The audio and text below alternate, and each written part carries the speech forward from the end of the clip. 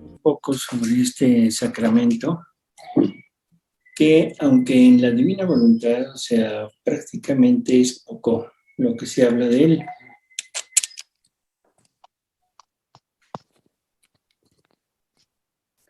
O sea, se habla de él sobre todo en los primeros libros, o sea, la primera parte de la obra de Luisa. Creo que vale la pena recordar un poco la parte general de la Iglesia que habla sobre este sacramento. Y nos dice prácticamente lo siguiente, o sea, se denomina sacramento de la penitencia porque consagra un proceso personal de conversión, de arrepentimiento y de reparación por parte del pecador. Se denomina como sacramento de la confesión porque es la declaración o manifestación, ¿sí? La confesión de los pecados ante el sacerdote. Se le llama también sacramento del perdón porque es por la absolución sacramental del sacerdote, Dios concede al penitente el perdón y la paz. Se denomina sacramento de la reconciliación porque otorga al pecador el amor de Dios que reconcilia. Prácticamente de estos nombres, bueno, todos están relacionados con lo mismo, simplemente son como denominaciones de lo que otorga este sacramento. Necesitamos entender que aunque hemos sido lavados, o sea, hemos sido santificados y todo por los sacramentos de inicio, que son el bautismo y la confirmación, necesitamos entender que el hombre sigue pecando. Ya nos decía el apóstol San Juan que si llegamos a decir que no tenemos pecado, nos engañamos y que la verdad no está en nosotros. Y el que el Señor mismo nos enseñó a orar, a orar diciendo perdona nuestras ofensas. Esto es en el Padre Nuestro. Prácticamente esta vida que recibimos, o sea, a través de los sacramentos de inicio, no suprime la fragilidad y la debilidad de nuestra naturaleza humana, ni la inclinación al pecado, que hasta ahora se ha llamado concupiscencia, o sea, esa tendencia a llevar lo nuestro, pero alejado de Dios. O, en otras palabras, una tendencia hacia el mal. Y que esto, aunque estemos bautizados, permanece en nosotros. Y que esto es prácticamente la prueba diaria, la prueba continua que Dios nos pone de un haz o no hagas a través de los mandamientos. El pecado es una ofensa a Dios, es un desobedecer, es una ruptura de esta unión que tenemos con Él. Y entender también que solamente Dios perdona el pecado. O sea, nadie más puede perdonar el pecado. Él confiere este don a sus ministros, a sus sacerdotes, pero el sacerdote perdona los pecados, o sea, es el ministro, es el intermedio, porque el que realmente perdona es Jesucristo. O sea, el sacerdote es el administrador del sacramento, pero el de donde sale el perdón es de Jesús. O sea, prácticamente creo que sería como lo más interesante, lo más importante de eso, y entender que el sacramento nos restituye la gracia, o sea, nos restituye esa unión con Dios, esa amistad con Dios. Ese sería como el punto principal, y que es el sacramento de donde podemos volver prácticamente a esa unidad con Dios, no importando los pecados. Esto debemos también reconocer que se lo debemos a la pasión de Jesús, o sea, todo lo que Jesús lleva a cabo a través de su pasión es lo que nos consigue del Padre la posibilidad de que aunque lleguemos a desobedecer, que lleguemos a salirnos, poder regresar nuevamente a este punto.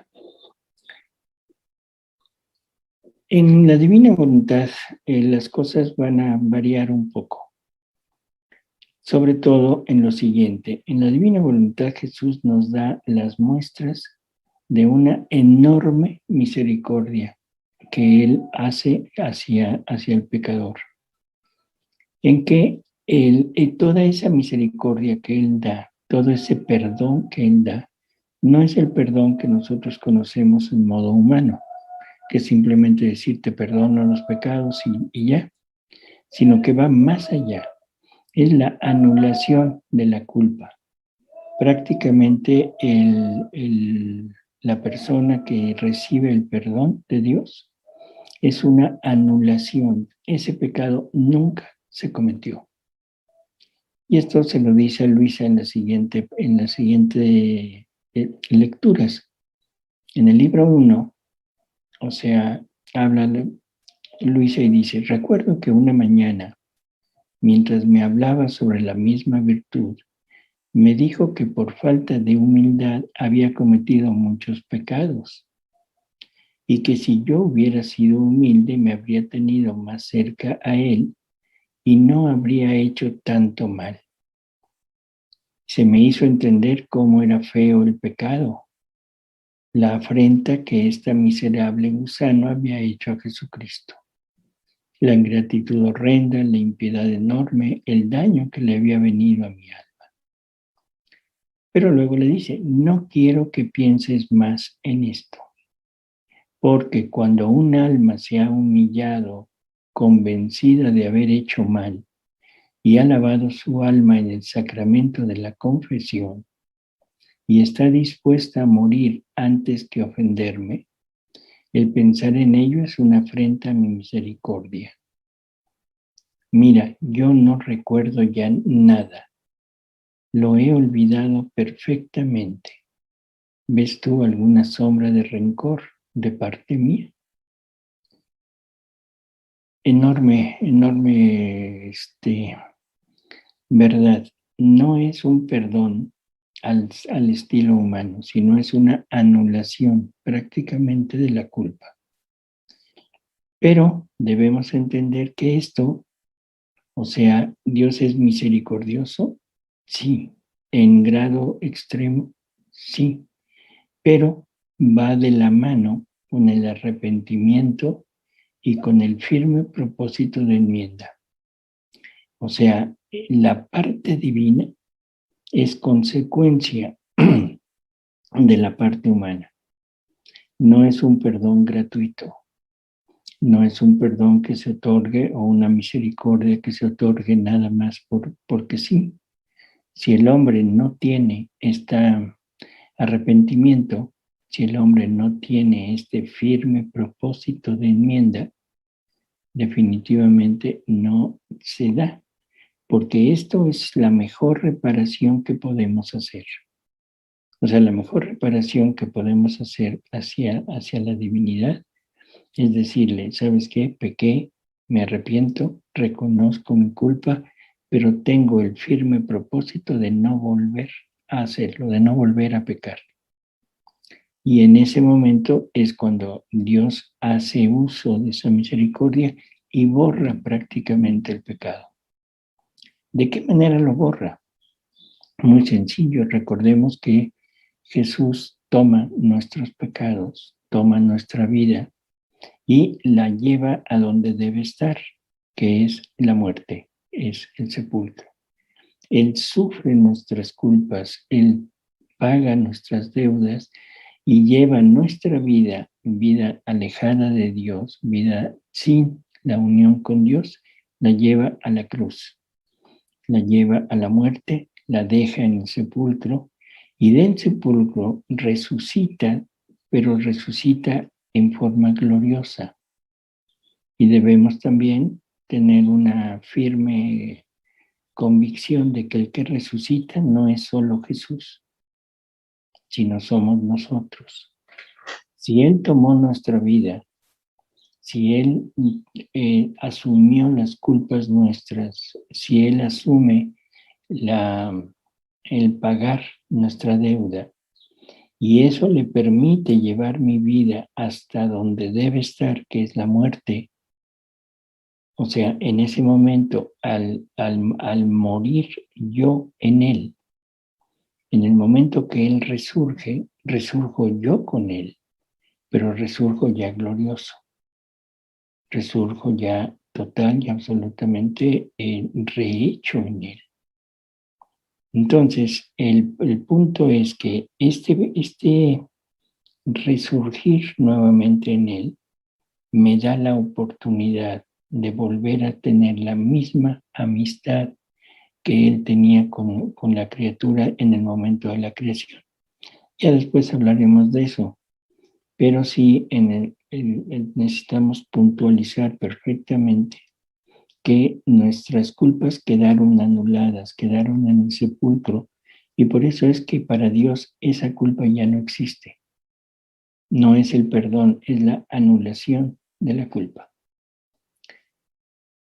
Entonces, por eso le dice, yo no recuerdo ya nada, lo he olvidado todo perfectamente. Pensemos en amarnos y en contentarnos mutuamente. Ya no pienses en lo malo, en las culpas que has cometido, no hay nada que reprocharte, siempre y cuando haya habido ese arrepentimiento y ese firme propósito de enmienda, ¿sí? Luego, prácticamente hay una parte donde Luisa se confiesa con Jesús. Esta parte de la vida de Luisa es interesante porque es una confesión que dura 7 días. No es una confesión como nosotros acostumbramos. Y es una confesión donde Jesús le da a Luisa un perfecto conocimiento de lo que es el pecado. Entonces, vamos a analizarlo un poco para ir entrando en este detalle y que nos sirviera a nosotros para saber lo que se debe y lo que no se debe hacer en el momento de confesarse. Dice Luisa, recuerdo confusamente que le pedía frecuentemente cuando me encontraba con él y el dolor de mis pecados y la gracia que me perdonara todo lo que de mal había hecho. Y que en ocasiones llegaba a decirle que estaría contenta cuando de su propia boca me dijera, te perdono todos tus pecados. Y Jesús bendito, que nada sabe negar cuando es para nuestro bien, una mañana se hizo ver y me dijo, esta vez quiero hacer yo mismo el oficio de confesor. Tú me confesarás a mí tus culpas, todas tus culpas.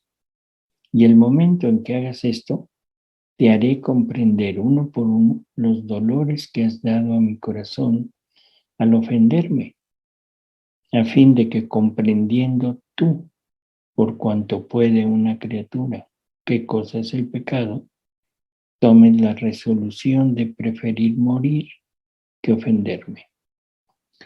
Esto es interesante porque nosotros tomamos la culpa como algo que nos duele, que sabemos que ofendimos a Jesús, que ofendimos a la divinidad, pero no tenemos conciencia real de lo que le hemos ocasionado y de lo que hemos provocado en el órgano sufriente de Dios, que es la humanidad de Jesús. Dios en sí mismo no sufre, Él es intangible totalmente de cualquier sufrimiento, es impasible. Pero para poder reparar, para poder rehacer al hombre, o sea, su humanidad la toma como órgano sufriente para aplicarle todas nuestras culpas, para aplicarle el dolor y el sufrimiento que nosotros deberíamos de haber sufrido por cada culpa que hemos cometido. Así que es interesante este punto porque Jesús le dice, uno por uno tus pecados y yo te voy a hacer comprender el dolor que has causado, los dolores que le has causado a mi corazón al ofenderme, ¿sí? Y la finalidad de esto es que llegando a comprender lo que provocan nuestras acciones pecaminosas, llegaremos a decidir no volver a pecar. ¿En dónde vamos? A Luisa se lo hace entender Jesús de primera mano. O sea, Él la va conduciendo. A nosotros nos hace comprender esto a través del libro de las 24 horas de la pasión.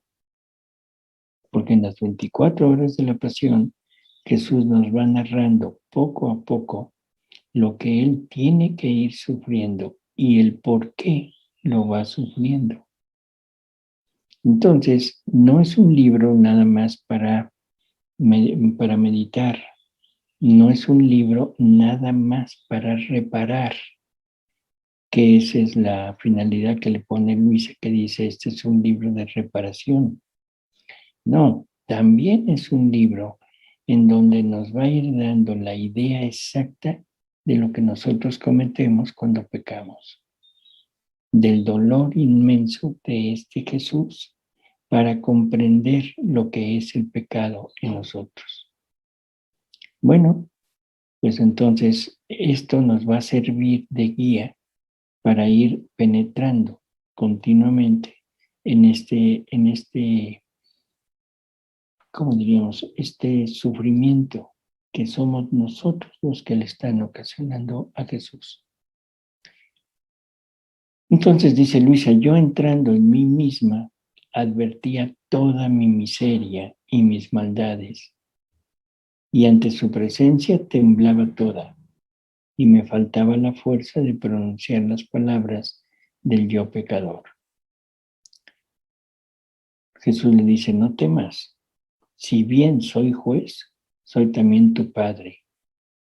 Ánimo, sigamos adelante. Esto también vale la pena el reconsiderarlo un poco. Hay ocasiones en que a la hora de irnos a confesar, debemos estar seguros que delante de nosotros no está el sacerdote, está Jesús. Y Jesús es el que va a huir nuestros pecados. Jesús es el que va a otorgarnos el perdón. Y en muchas ocasiones el hombre, o sea, la persona, tiene cierta reticencia, cierto temor, cierta pena de confesar todo lo que ha hecho. Pero esta frase que le dice Jesús a Luisa es perfecta. No temas, si bien soy juez, pero también soy tu padre. No es el sacerdote el que está enfrente. Olvidemos al sacerdote, que en muchas ocasiones tenemos cierto recelo con algunos sacerdotes, por su carácter, por su forma de ser, en fin. Y no se trata de empatía con ellos, se trata de estar siempre con Jesús. Entonces vamos a confesar todo, no importa lo que hayamos hecho. Dice Luisa algo también que dice, dando una mirada, descubrí que la culpa que más había ofendido a nuestro Señor era la soberbia. Y por eso dije, Señor, me acuso ante tu presencia de que he pecado de soberbia. A veces nosotros consideramos que la soberbia es un pecado muy especial y que lo descubrimos fácilmente. Y tenemos otro tipo de culpas o de faltas que no las relacionamos con la soberbia. Si analizamos perfectamente los pecados, vamos a ver que la mayor parte de los pecados son cometidos por soberbia. La intolerancia, el creer que somos nosotros los que debemos poner las reglas, que somos nosotros los que debemos juzgar, que de acuerdo a nuestras formas de pensar, a nuestro pensamiento, los demás deberían de ajustarse al pensamiento que nosotros tenemos. Y que si no se ajusta al modelo mío, en ese momento estoy faltando, bueno, digo, están faltando a lo que yo creo que debe ser el régimen o el eje de la moralidad o de la conducta de la criatura. A veces pensamos que merecemos determinado tipo de cosas, de placeres, de dignidades, y eso nos lleva a cometer pecados también sobre el prójimo. Llegamos a cometer abusos, llegamos a cometer cierto tipo de acciones o de búsquedas de acciones que nos van a resultar en forma placentera o en forma beneficiosa a nosotros mismos. Pero el trasfondo de eso es la soberbia. Entonces, esto si lo analizamos detenidamente, vamos a ver que es uno de los pecados que más lesiona el corazón de Jesús. Entonces, por eso Luisa le dice, Señor, me acuso ante tu presencia, qué pecado de soberbia. Imaginémonos a Luisa y uno diría, pero ¿qué pecado de soberbia puede tener? Ahora pongámosla en comparación con nosotros. Analicemos un día de nuestra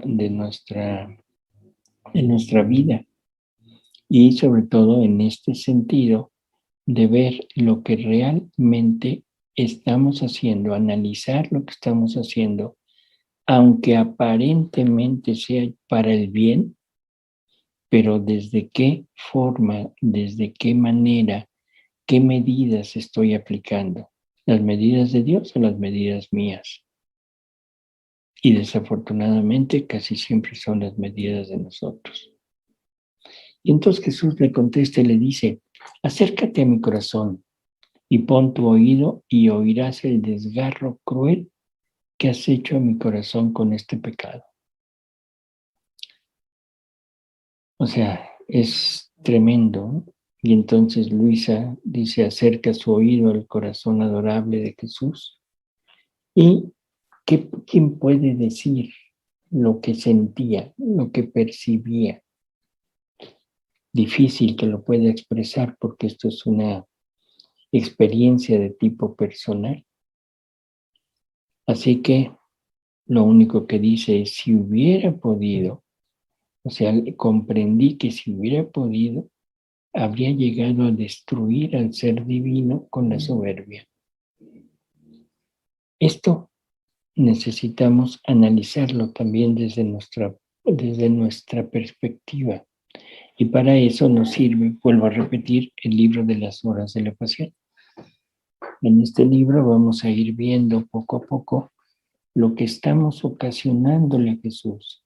Y estamos viendo en la contraparte de nuestras acciones. Ante mi impaciencia estoy viendo su paciencia. Ante mi intolerancia estoy viendo su tolerancia. Ante mi forma brusca de tratar a los demás, estoy viendo la forma afable, la forma misericordiosa del trato de Jesús. Ya no con los demás, conmigo mismo.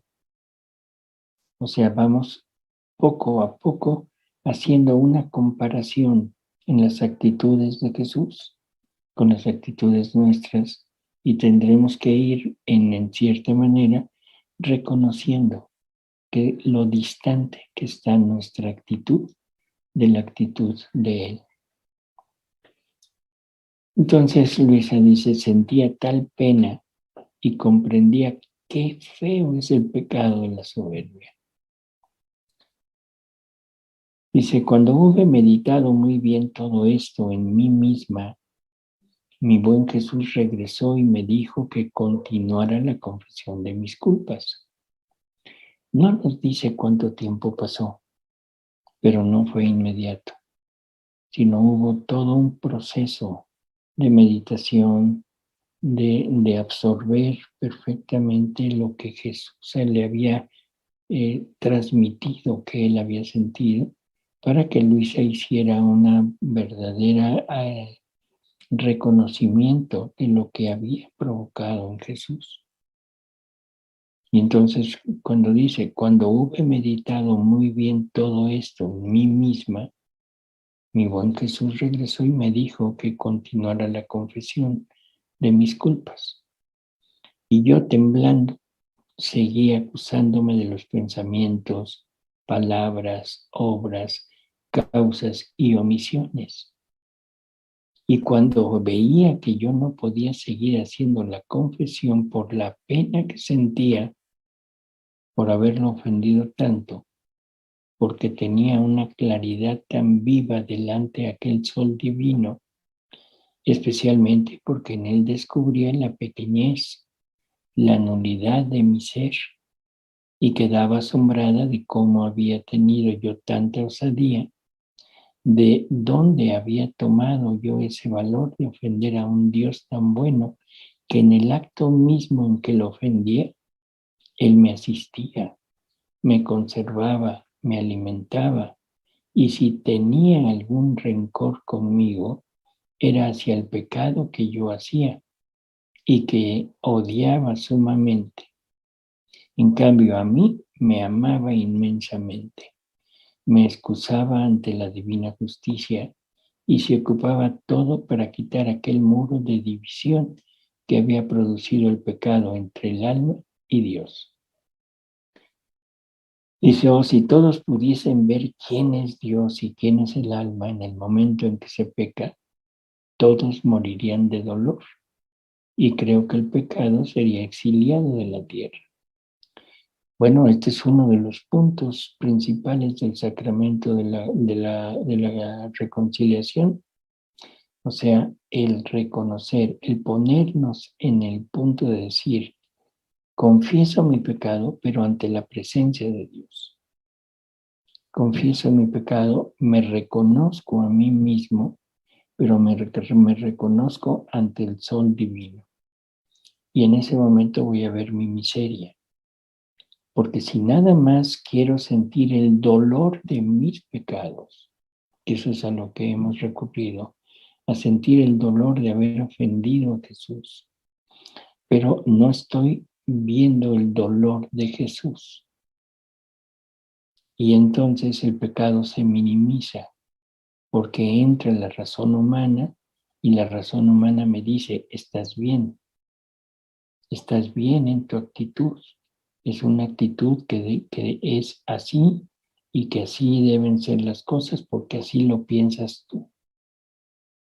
Y ese es el problema, que no tomamos de modelo, de ejemplo, las actitudes de Jesús, y para eso deberíamos de estar siempre ante su presencia en el momento en que estamos pecando y sobre todo en el momento que reconocemos el pecado. Dice entonces, cuando Jesús bendito veía que por la pena no podía más, se retiraba y me dejaba para que comprendiera muy bien el mal que había hecho. Otra vez, un tiempo de reflexión, un tiempo de meditación para ir poco a poco reconociendo y corrigiendo lo que hemos pensado y lo que hemos hecho. Dice, después regresaba de nuevo y yo continuaba acusando mis culpas. Pero ¿quién puede decir todo lo que comprendí y explicar una por una las diversas afrentas y los dolores especiales que con mis culpas había ocasionado a él, a nuestro Señor? Dice, cuando terminé mi acusación, que duró cerca de 7 horas, el amable Jesús tomó el aspecto de Padre amorosísimo. Y como yo me encontraba agotada de fuerzas por el dolor, y mucho más porque veía que no era un dolor suficiente para dolerme como convenía a mis culpas, Él, para animarme, me dijo, quiero suplir yo por ti y aplico a tu alma el mérito del dolor que tuve en el huerto del Getsemaní. Solo esto puede satisfacer en la divina justicia. Esto es terrible lo que acaba de decir.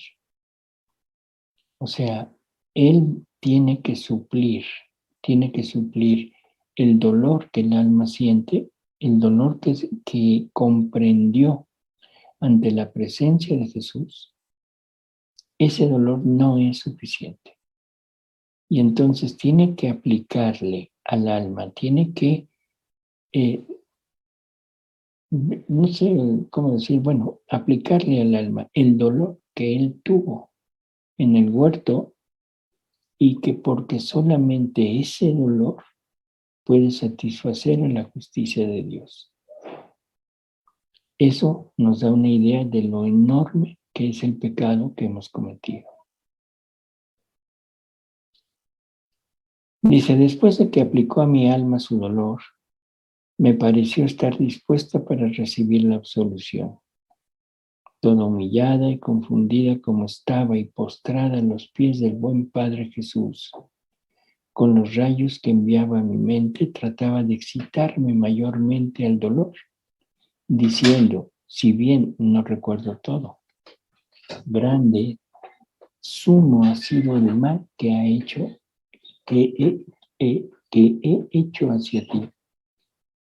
Estas potencias mías y estos sentidos del cuerpo debían haber sido tantas lenguas para alabarte. En cambio, han sido como tantas víboras venenosas que te mordían y buscaban aún el matarte. Pero, Padre Santo, perdóname, no quieras arrojarme de ti por el gran mal que te he hecho pecando.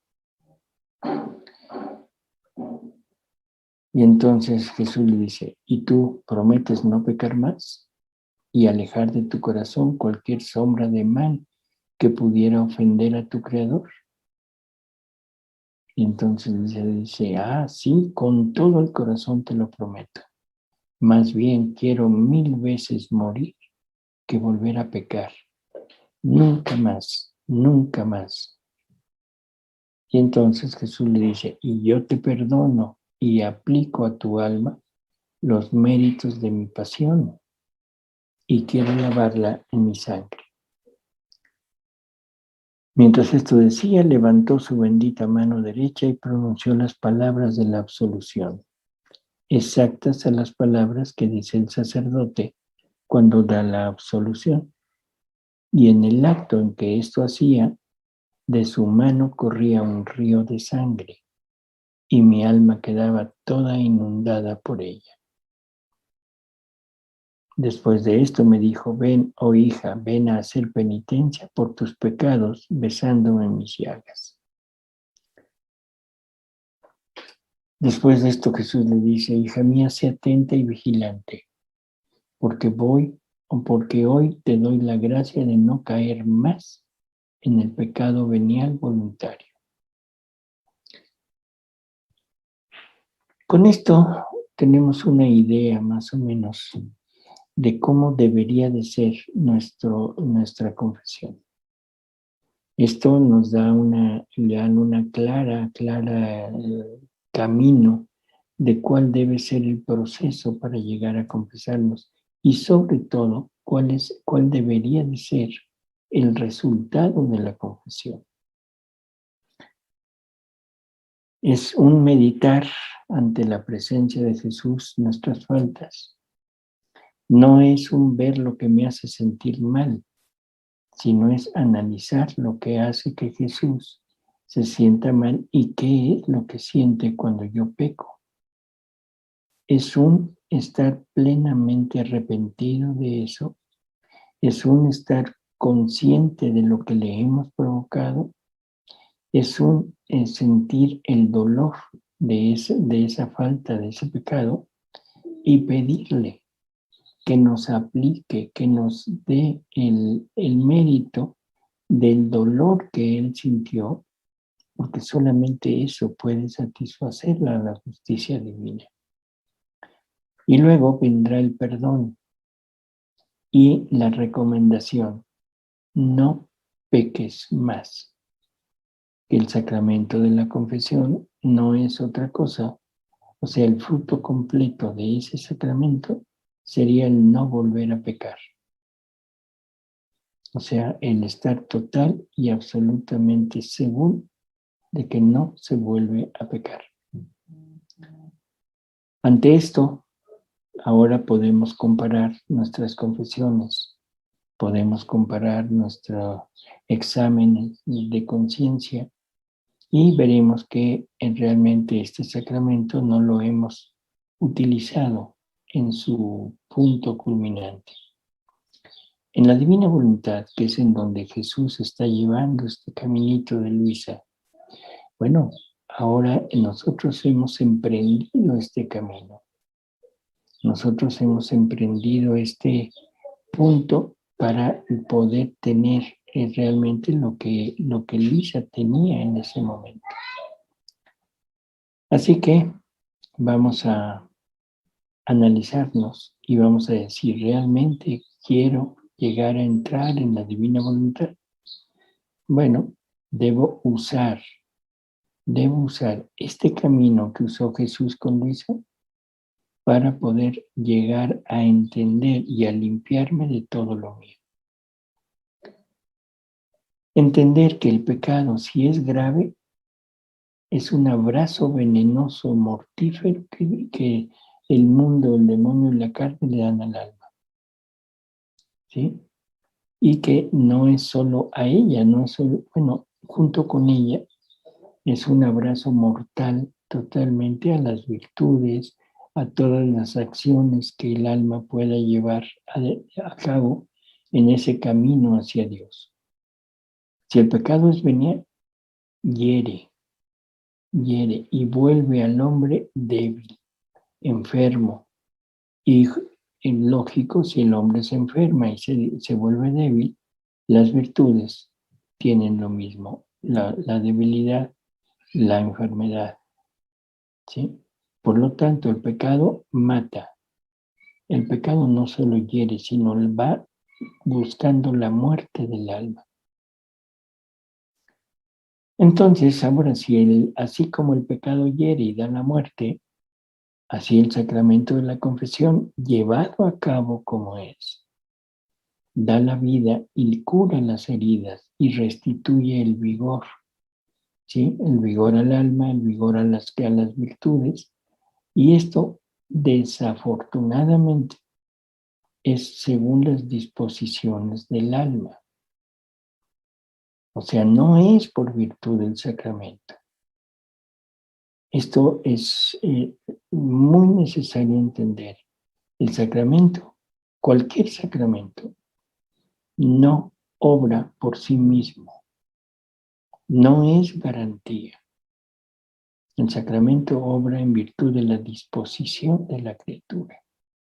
Aún el sacramento de la Eucaristía no es seguridad, no es la aseguración de que ya estamos prácticamente del otro lado, sino simplemente es la forma de decir, vas caminando, pero todo depende de tu actitud, de tu respuesta a esto.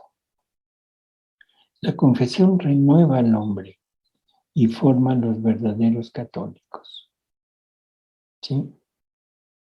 En alguna ocasión Luisa le dice a Jesús que ella se había confesado esa mañana y que si se hubiera muerto, le pregunta, si me hubiera muerto en ese momento, ya que la confesión perdona las culpas, ¿me habrías llevado directamente al paraíso? Jesús le da una respuesta como que sale de la tangente, porque dice, es verdad que la confesión perdona los pecados, perdona las culpas, pero la cosa más segura para exentar el purgatorio es el amor. Así que en el alma el amor debe ser la pasión predominante. Amor debe ser el pensamiento, la palabra, el paso, el latido, todo. Si esto no se llevó a cabo, el purgatorio tendrá que llevar a cabo su trabajo. Y ese trabajo es el de llenar de amor todos aquellos actos del hombre en donde no hubo amor hacia Dios. Una cosa es el perdón, una cosa es el decir anulado tu pecado, pero otra cosa es el amor. La confesión no reintegra el amor a Dios. Por lo tanto, si aunque me haya confesado, aunque me haya sido perdonado los pecados, si no he llenado de amor la parte de mi vida, el purgatorio tendrá que hacer su trabajo. ¿Sí? Entonces, esto es necesario que lo integremos en nosotros, porque el purgatorio lo único que hace es llenar los vacíos de amor que hay en el alma. Y ya cuando llena esos vacíos, manda al cielo a la criatura. ¿Sí? Si no hay vacíos, bueno, no hay purgatorio. Pero ¿cómo llenar los vacíos? ¿Con el perdón nada más? No, se perdona la culpa, pero no se reintegra la parte de lo que deberíamos de haber hecho, el amor hacia Dios. Prácticamente hay diferentes lecturas donde Jesús le va llevando hacia ese lado de qué es lo que más llena al alma de amor. Y una de las cosas que más elogia a Jesús es el sufrimiento, la cruz. ¿Sí? O sea, la cruz es más que los mismos sacramentos. Así que dice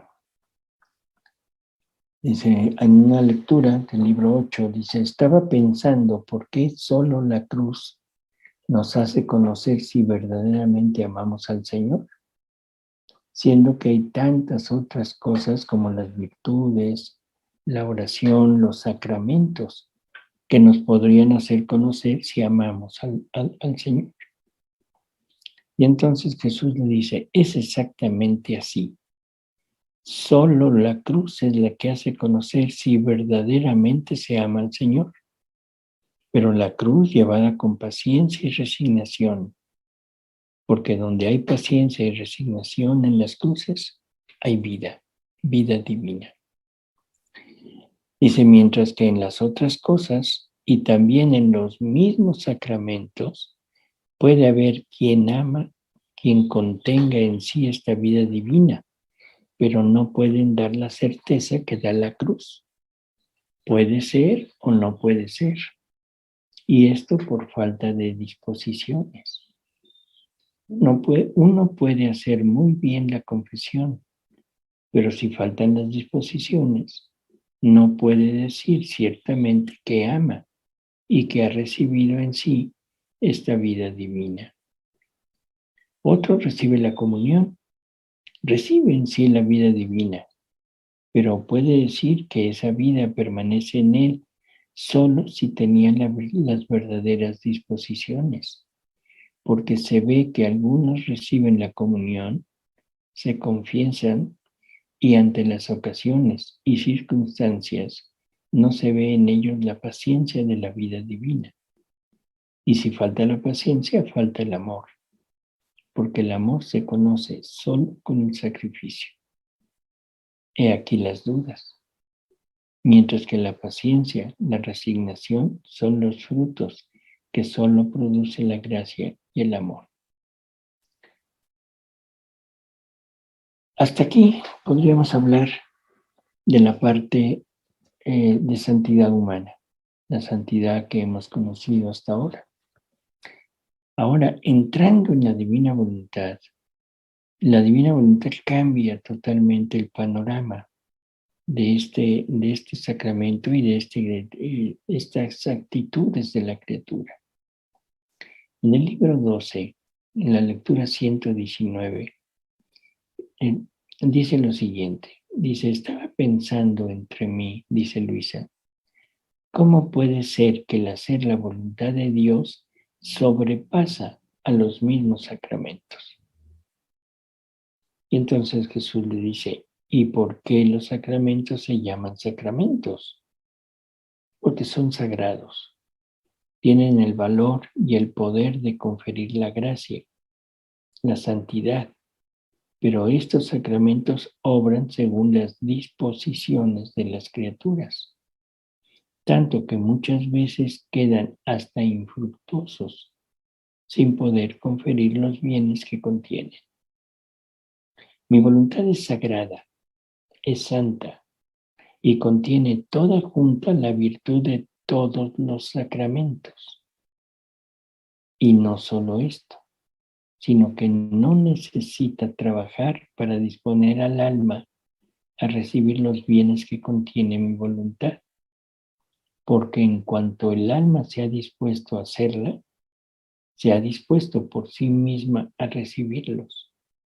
Y mi voluntad, encontrando todo preparado y dispuesto, aún a costa de cualquier sacrificio, sin tardanza se comunica al alma, derrama en ella los bienes que contiene y forma los héroes, los mártires del divino querer, los portentos más inauditos.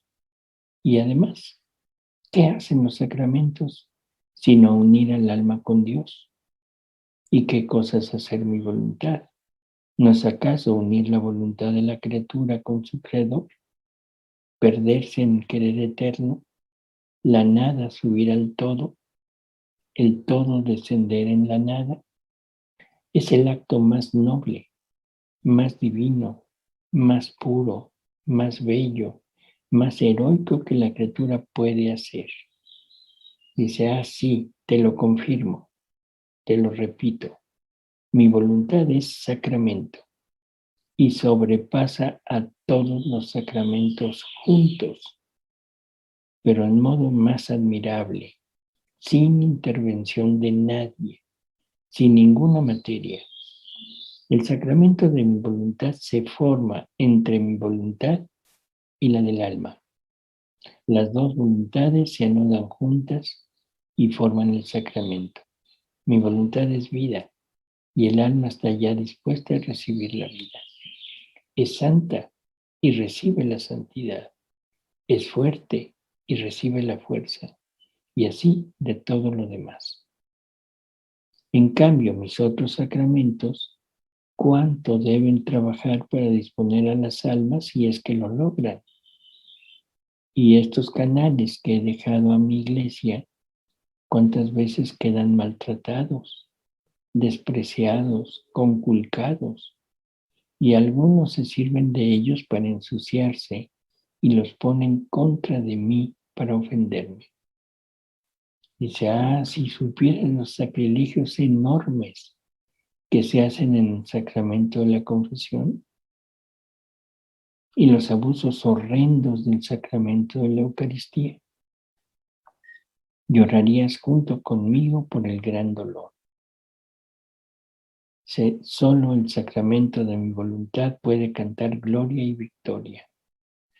Y creo que esto es muy entendible. Los sacramentos son camino para llegar a la unión con Dios, pero ese camino va de acuerdo a mi disposición, va de acuerdo a lo que yo quiera lograr con mi disposición. El llegar a la divina voluntad ya no hay una disposición, la disposición estuvo antes.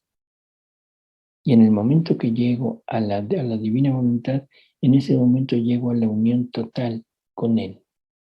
Por lo tanto, ya no tiene nada que hacer para llevarme a ese punto de unión con Él, sino ya estoy ahí y estoy ahí gracias a mi disposición anterior. Así que en la divina voluntad, el punto es si realmente queremos, si realmente estamos dispuestos a entrar en este ambiente, en esta vida, eso nos pone en el punto más alto de unión con Jesús y donde ya no hay nada que hacer, pero necesitamos llegar, necesitamos disponernos a llegar y para llegar se necesita el sacrificio, se necesita ese martirio continuado de no darle nunca vida a mi voluntad, a los efectos, a los anhelos, a todo lo que yo deseo con mi voluntad. Como punto culminante, o sea, yo creo que vale la pena llegar a esto. Llegar a vivir en la divina voluntad es como se logra el fruto completo del sacramento de la confesión, que es no volver a pecar. Sabemos que los enemigos del hombre son tres: demonio, el mundo y la carne. El mundo y la carne no son prácticamente enemigos, o sea, son como los utensilios que usa el demonio para poder llamarnos la atención, nos atrae hacia la falta, hacia la negación de Dios. Pero el demonio tampoco es el mayor enemigo. O sea, el mayor enemigo es nuestra voluntad, porque nuestra voluntad es la que decide si acepta o no acepta el ofrecimiento que el demonio hace a través del mundo y a través de la carne. El mundo y la carne Dios los ha creado y Dios no ha creado nada que sea dañino para el hombre.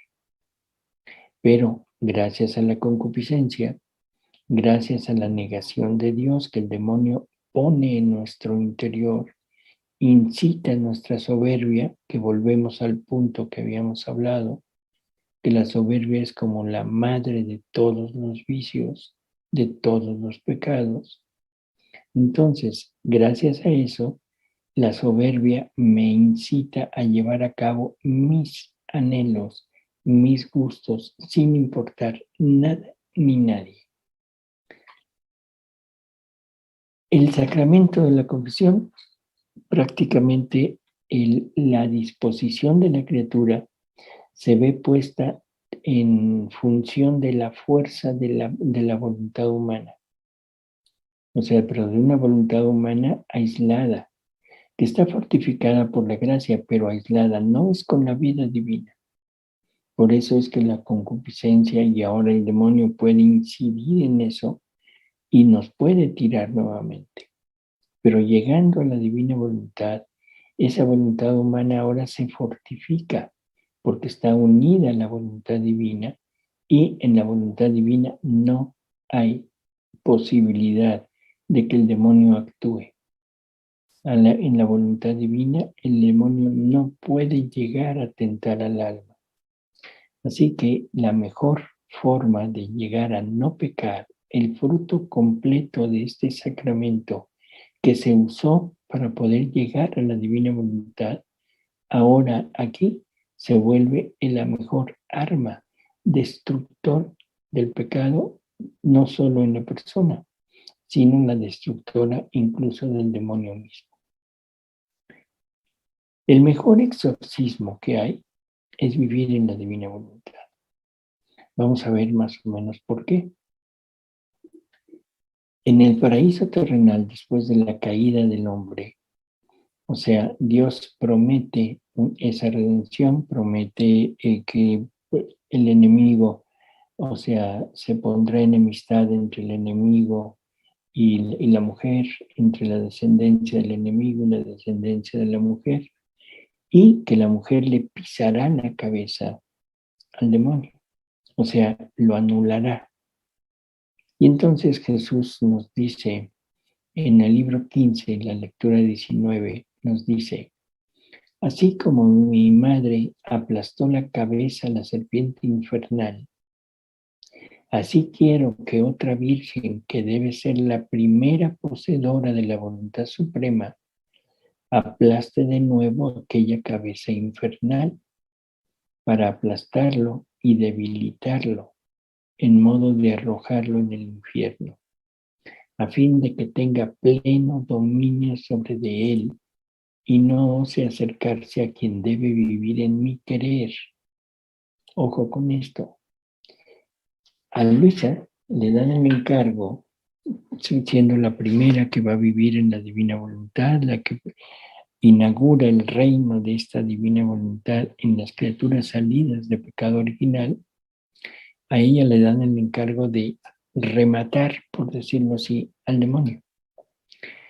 Y gracias a que la Virgen la tiene aplastado, pero si reconocemos las cosas como son, vemos que no está anulado. El demonio sigue actuando, sobre todo a aquellos que se acercan. Jesús lo tiene atado a la cruz, María lo tiene aplastado, pero si uno se acerca, o sea, todavía daña. Cuando llega Luisa y lo que le está diciendo Jesús, o sea, tú le vas a aplastar nuevamente la cabeza para que por medio de mi querer obrante en ti, ya no tenga la posibilidad de seguir haciendo daño. Y no solo a ti, sino que no ose acercarse a quien debe vivir en mi querer. Por eso pon tu pie sobre su cabeza y aplástalo. Hija, ¿crees que sea nada el vivir en mi querer? No, más bien es el todo, el cumplimiento de todas las santidades, el dominio absoluto de sí mismo, de sus pasiones, de sus capitales enemigos. Es el triunfo completo del Creador sobre la criatura.